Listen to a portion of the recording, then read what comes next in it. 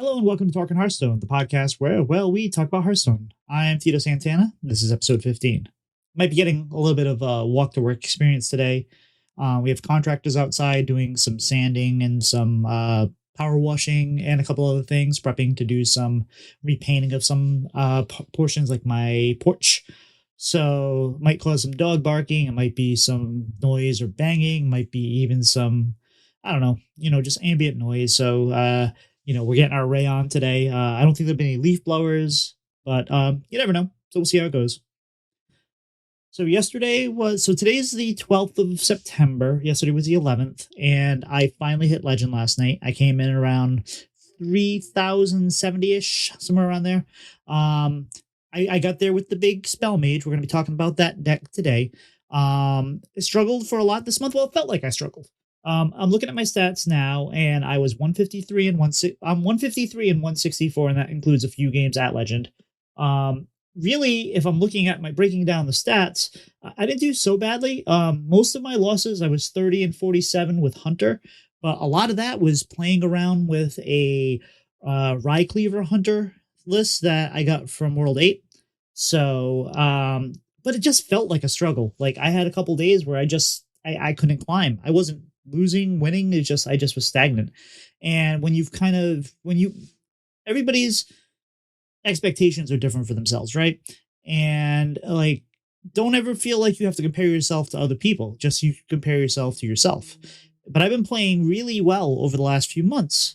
So to have that kind of stuck in the mud feeling about climbing was it got to me a little bit. It really did. But I hit a good groove yesterday. We felt good. We were having fun.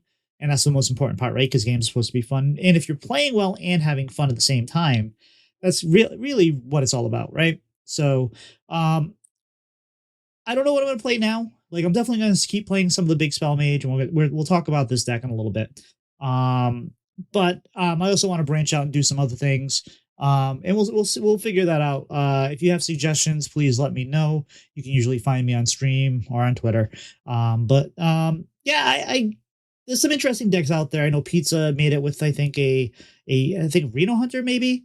He made it all the way to rank 1 Legend. So congratulations to him. I'm sure he's a big listener. But what I want to talk to is I want to talk a little bit about the big Spell Mage. And not necessarily about how to play the deck, although we can talk about that a little bit. I'm actually playing a version that's not typical, and I think it needs a little tweaking still. It's a version that was given to us by My Lord Chaos, who is a listener of the show. We run DJ Manastorm. He's fine in the deck, but I don't think he's required. We run Khadgar, which is a fantastic card. Because you can get him down on 4 after you play and I really need to remember the names of these cards. After you play the Seashell, which is a it's a 3-mana 3/2 rogue card. Battlecry, the next card you play from a non-rogue class costs 2 less. So you play this on 3, you play Khadgar on 4, and that's winning. He's won me a few games on his own, and he's just, extra value. You get him down on turn 4, and it's a beautiful thing. But the deck is fun, and I know not everybody thinks so, and that's okay. I personally have, if you've listened to me or watched me, haven't been big on the druid, that does, druidy things, ramping and a million things when it was good. Even when it's not so good, I still not a big fan of it. I played a bit of warrior. I played a bit of Highlander warrior for a while, but it's also kind of got old on me. I don't like playing against it. The Odin version's fine, but the control-y you can't do anything. Here's 15 million Kiliaxes, which we can't really do anymore, but I didn't really like that. But those were decks that were popular, and some of them still are popular. So now I'm playing the popular deck, and I'm not playing it because it's popular. I'm playing it because it was a list I was looking forward to. And when they finally made it so we had the ability to play big Spell Mage and be successful, and also it kind of relies on the rogue cards to do that, then that's what attracted me to it. And so I kind of want to talk about that a little bit. So right now, this deck, or this type of deck, the Big Spell Mage or BSM, is a little over 30% of the meta, just about across the board. That's a lot. That's a real lot. So it doesn't matter how good it is. It's a good deck too, but it's doesn't matter how good or bad a deck is. If it's going to see that much of play, that Blizzard doesn't want that. Team 5 is going to probably make an adjustment. Now, I think they're going to try to stick to their guns and stay within their proper windows. They've done a really good job this expansion. We've been critical about how much they've nerfed things out of existence over the last few expansions, and they haven't done that this expansion. The meta before the mini set I thought was really good. It was a lot of fun. There was a lot of good decks that you could play. There was a lot of variety. There was nothing oppressive. So I felt like you could pretty much do what you wanted to and have some success, even if you were playing a tier 3 deck, like maybe Spell Mage or something along those lines. Rogue wasn't doing all that well, but it was still seeing a lot of play. And that seems like it's a very healthy meta, right? Now, it can be frustrating when everything's kind of in a balance, because if you can't really find that power outlier, sometimes it's harder to climb if that's kind of what you're focused on. But personally, I just thought it was fun, it was good, and the mini set came out, and there wasn't a whole lot exciting, or nothing that felt like it was going to add to existing decks or maybe create their own archetypes, at least yet, right? Except for the big spell mage. So I think that's part of where the I think that's part of why it's got such a high play rate right now, is because it is the new thing, and there wasn't a whole bunch of new things. It was big spell mage, a little bit of shaman hunter, and that's kind of it, right? So it didn't have this gigantically huge impact. The mini set did. So everyone's kind of gravitating towards this fun new deck. And if you don't like this fun new deck, then you're getting tired of playing against it. And you might even be already tired of the decks that you have been playing over the last few months. That's kind of how some of these card games work, right? If you're playing the same thing over and over, you get bored of it. I usually don't, but a lot of people do. So, and if you're trying to experiment, that's the other thing that kind of happens. If it's hard to experiment in a meta when you are seeing 30% of a deck that's going to just overwhelm you, like with wave after wave of tsunami. Now, aggro gets under it, so people can tell you like, hey, why don't you, if you don't like the big spell mage, just play aggro demon hunter, which is an option, but you don't want to play aggro demon hunter, or you might, you may, or you may not. And if you don't want to, that's not really a solution, because it's like, well, no, I don't want to do that. Like, I want to do something cool. I want to do something with hunter, or I want to do something with whatever. And if you can't play the kind of deck or style of deck you want to, because it's just not competitive, that can be really frustrating. So I wanted to just kind of like think about this for a little bit. And I was asking in the Coin Concede Discord today, and a lot of times when we have a deck like, say, Kiliax, right? When we had the Kiliax Warrior, that was kind of meta warping, right? Because everything had to kind of adjust to that deck. If you didn't, you were just going to die, or you really weren't going to have any success, because, once they got down a Kiliax and they kept bringing it back, it was hard to get through that. Some decks could, but it was really, really challenging. In this case, this deck is not a meta tyrant. It can be beat. There are ways to beat it. It's fine. It's not necessarily warping. Although, and again, we're talking semantics here. If you feel like it's warping, I'm not going to argue with you and say, no, it's not. It's defining or whatnot. You define it how you will. But if you kind of look at it, like, the play rate's starting to go down a little bit. I think people are starting to get sick of it. People are teching against it. You have to tech in the mirror.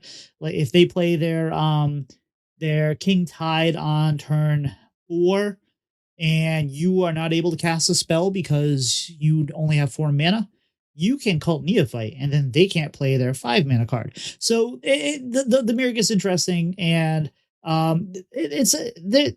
you can beat this deck, like I said. I don't feel like it's warping, but it's definitely defining, right? There's 30. If a deck's taking 30% of the ladder, then it definitely has a big impact. So what are they going to do about it? Are they going to emergency change it? I don't think so. Like we said, I think we're going to keep their 2-week window. So again, remember, it's only been 2 days. Like, the mini set came out on Tuesday. It's Thursday. We have been 48 hours in this meta. So there's plenty of time for things to develop. A lot of times the newness might wear off. People get bored with it. So I don't think I'm glad they're not making big changes, but I do think that they are going to make some changes in this in 2 weeks. The question is what? The biggest card that makes a difference here is Portal Mansa Skyla. And if you aren't aware, because you haven't played Hearthstone, apparently, Portal Mancer Skyla is the Rogue Tourist battle cry. Swap the costs of the lowest and highest cost spell in your hand. Now, this is a big swingy play when you play it, and you get to play a 0 or 1 mana Tsunami, or you get to play the 9 mana Sunset Volley for 1 mana. Those are big turns. It's a big turn. It's not the end of the world. So it's not really it's not really that card's effects problem. You can make it cost more. You can make it cost 9. Yeah, it would make it less effective, but it's not really the point. The point is it gives you access to the rogue cards. And the real key cards in the deck are things like Seashell, which we already talked about. We also have Conniving Conman, which is the real big winner here. And Conniving Conman is a 4 mana 4/4 battle cry. Replay the last card you've played from a non-rogue class. And I wouldn't be surprised if they change the wording on that to be from a. I think they changed this recently to say non-rogue instead of from another class, but I wonder if it goes back to play another class, because it's really nice to be able to just play Tsunami, and then for 4 mana play another Tsunami, and then for 4 mana play another Tsunami. So then that becomes the problem with the tourists, right? Is you have to start nerfing rogue cards for the Sins of Mage. And that's kind of been the problem with dual class cards in the past, where like you had a bunch of cards that were nerfed that Priest never got to play with because Druid was doing things with them, like the Trinket or whatnot. But yeah, I mean, it is what it is. I think they'll make some changes. I don't know what. I personally think that you can make a change by making Tsunami go back to, what was it? It was an 8 mana summon 3 or 7 mana summon 3. I forget what it was. Summon 3/6s, because then that affects the rate of you're more likely to draw Sunset Valley on things, or that'll be the one that gets swapped, and that's not always consistent as you would expect. It's a really strong card. It's always strong, but Tsunami, I think, is the better card you want to play off of your Skyla. Usually, not always, but usually. So it's hard to say. We'll see what they do with it. Again, it might not even be a problem in 2 weeks. Maybe by next time we record, it'll have a 7% play rate, and there will be a much bigger issue in the meta than Big Spell Mage. But it's fine. So the other issue I want to talk about is what if people tell you, like, a lot of people get upset when there are decks that exist like this, and they say, hey, you shouldn't play this deck because then you're being that person, or this is you're that guy, or whatnot, because you're playing the popular deck, and try to make you feel bad about it, or they'll do it online. All people that play this deck have no skill. There's skill on this deck. It's not as brain dead as people think it is. It took me, about 5 to 10 games to kind of really figure out how I wanted to play it and whatnot. But it's not big brained either. That's, you can figure out what you want to do and make it work pretty easily. But it comes down to what you're having fun with. Now, I don't like the Druid decks, right? And people are still playing with them. Why are people still playing with them? Because they find them fun. Just because I don't find them fun, that's on me. And if I don't feel like playing against them, then I can always pick a different deck or a different game or a different mode. That's my choice. But it's not that person's fault for playing the deck that they have fun with or that they want to play. I mean, in the heat of the moment, you can get kind of aggravated and kind of wish that, somebody made some better choices or different choices and played decks that were more fun for you to play against, or that deck didn't exist. And if it becomes a problem, Team 5 is going to deal with it. Right? So I don't know. It's one of those things where if you like the deck that you're playing, if you like Druid, if you like Big Spell Mage, if you like Sonya Rogue, then play it. And don't feel bad about it. That's silly talk when that kind of comes up around. Like, never The only time I really got super, super, super hated on a deck was the quest line mage. And I think part of it was because everyone else didn't like it. And I tried to just, hold on to it's, it's fine. We can deal with it. It's fine. It's some people are liking it. It's not that bad. And then I had one game where I had an almost full board. I was at 30 health. I might have even had more than 30 health. I might have had 30 health, 5 armor. My opponent had 0 cards in their hand. And they won that game on that turn. So it was just one of those things where it's like, yep, I'm done. I can't stand this deck. Can we do something about it? And again, you can want a deck to be dealt with, but your opponent, like, don't add your opponent and tell them.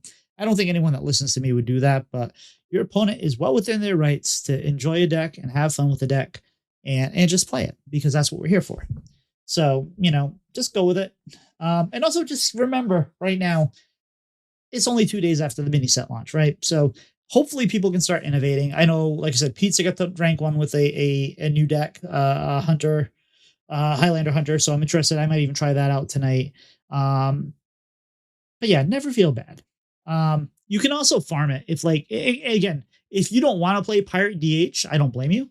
But if you do like Pirate DH, this is a perfect time to play it, because that really gives this deck a hard time. And if you're seeing this deck 30% or more, that's a great way to just, move up in ranks.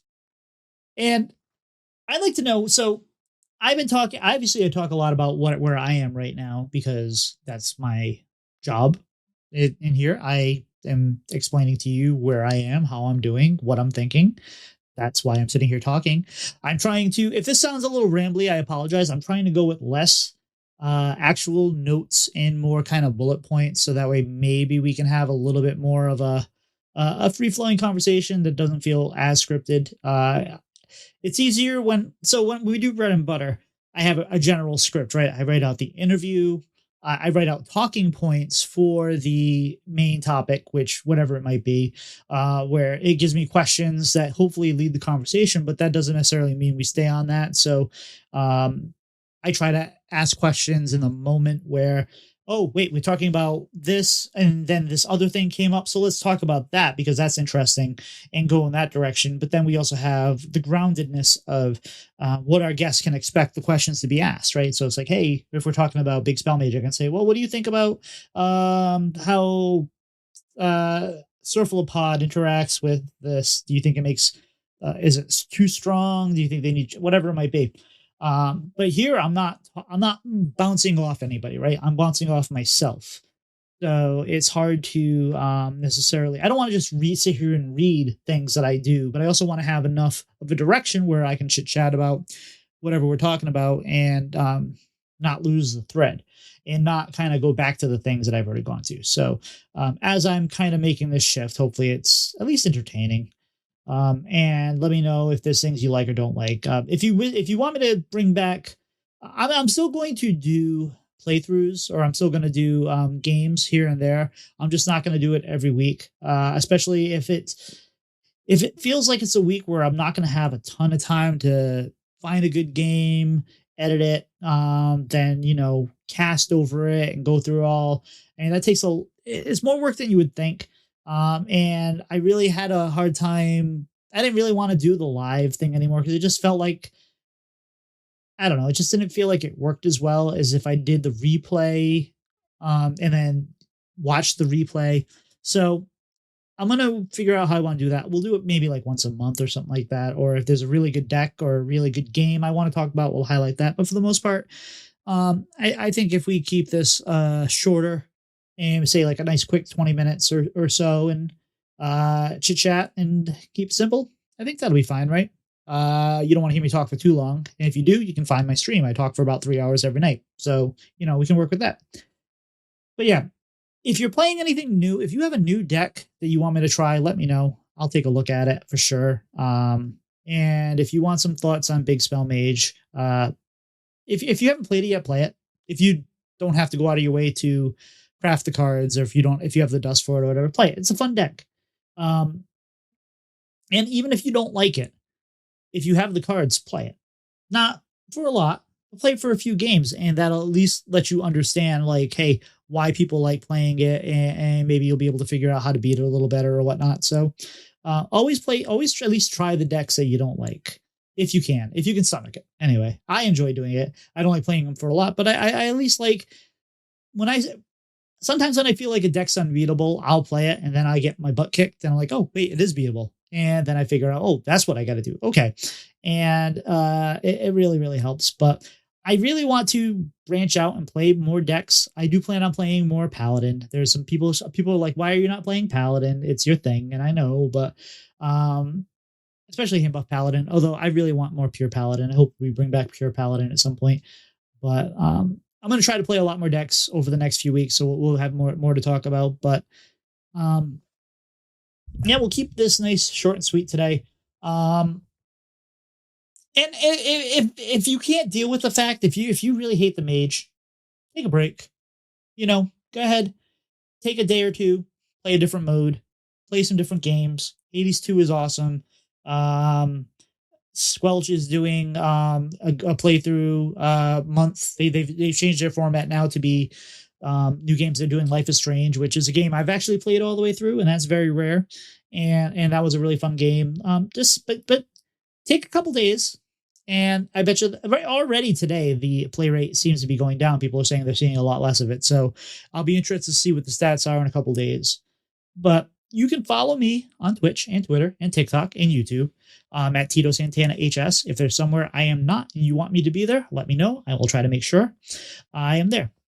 This week we had Pace on Bread and Butter. You might know him from Twitter. He doesn't do anything else. He doesn't stream or compete or anything like that, but it was his first appearance on a podcast. He was very entertaining and he did very, very well. So I hope you get a chance to listen to that. But yeah, I think I'm done talking. So have a great day.